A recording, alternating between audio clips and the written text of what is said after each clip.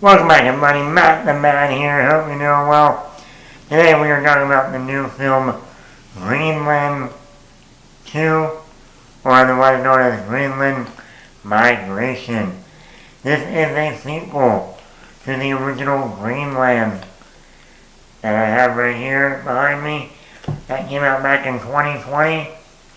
I did not see this in the theater, the original. I didn't see it until it came out on Blu-ray, and I ended up watching it again. It came out on Blu-ray near the end of 2020. I don't know why I didn't see the original in theaters. I think it kind of went under the radar. There hadn't been a disaster movie in a long time. And that ended up being one of the best disaster movies ever. Very realistic, very human characters, and a very, very well done film. And let's be honest, if you were to say a sequel to a disaster movie, you wouldn't think of, they haven't even made sequels on disaster movies. Did we ever get an Armageddon 2? No. Deep Impact 2? No. The Day After Tomorrow 2? No. 2012 2? Well, we didn't even get a real 2012. We're still here. So, you wouldn't... Sequels to disaster movies are very, very, very, very, very, very uncommon. In fact, they don't exist. Until now. And right then on my bingo card, I would have never said, oh yeah, we're going to get a sequel to Greenland 2. To Greenland. Not that the original wasn't good, it was. But, once again, the disaster happened. What would you do if the actual event already happened? What would a sequel look like? And I never thought about what would a sequel look like after what happens in a disaster, like A Day After Tomorrow, like an Armageddon, like a Deep Impact, where even at the end of Deep Impact, yeah, a lot of people died, but there were still people that still survived by the end of the movie. What happened to them? Where did they go? What happened to Earth? You know what I mean? The Day After Tomorrow. Everything froze over. Well, we had a lot of survivors at the end of the movie. What happens to them? How did that change their life? You know what I mean? Now, it was really interesting to go and see this movie, wondering, what are they going to do with the sequel to this? Not to mention, we're getting used to the Gerard Butler January effect. First, it was Liam Neeson, starting in 2009 with all the Liam Neeson action movies coming out in January. Now we got the Gerard Butler January thoughts. Positives, Gerard Butler.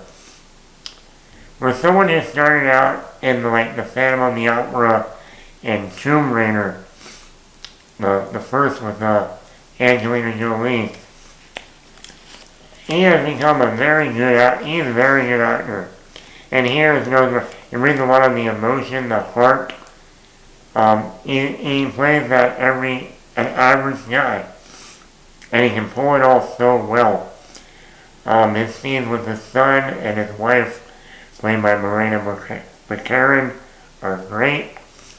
He really elevates this movie. Morena Baccarin also does a really good job. He also does a lot of the emotional heavy lifting. Especially halfway through the movie. This movie has a lot of character moments. Every time this family stops somewhere, you get that kindness, humanity. And I thought that was really well done.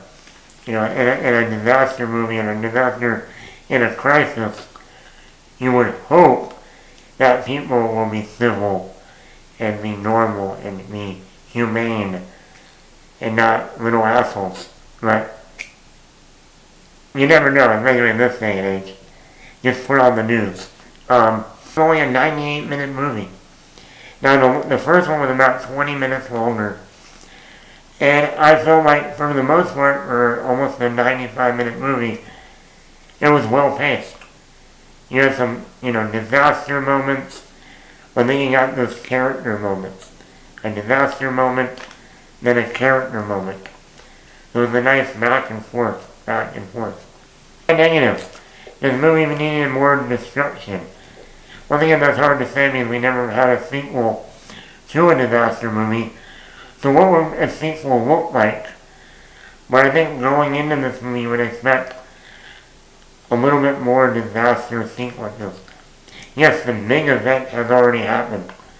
The comet has already come down, wiped away most of the Earth. But then again, in an earthquake, you get aftershock. After a volcano erupts, you get the lava, you get the smoke going through the air. After effects.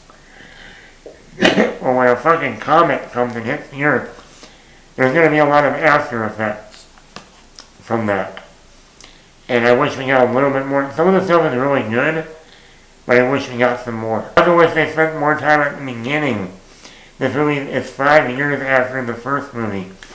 I wish we got some more time with how these people have been able to transform their lives after, now living in a bunker for 5 years. What are their characteristics now? What are they doing now to keep their mind and their, everything, their spirit up? Other than that, like I said, I didn't know what to expect going into a movie with a movie after the main event and a sequel to a disaster movie, because we don't get those nowadays, ever. So, who knows, maybe this will open the doors to The Day After Tomorrow 2. Bring back Dennis Quaid. Bring back Jake Gyllenhaal. Emmy Rossum. I want to see a sequel to that movie. Well, let me know, did you see Greenland 2 or Greenland Migration? Did you like it? Do you think they'll make a sequel? I don't know.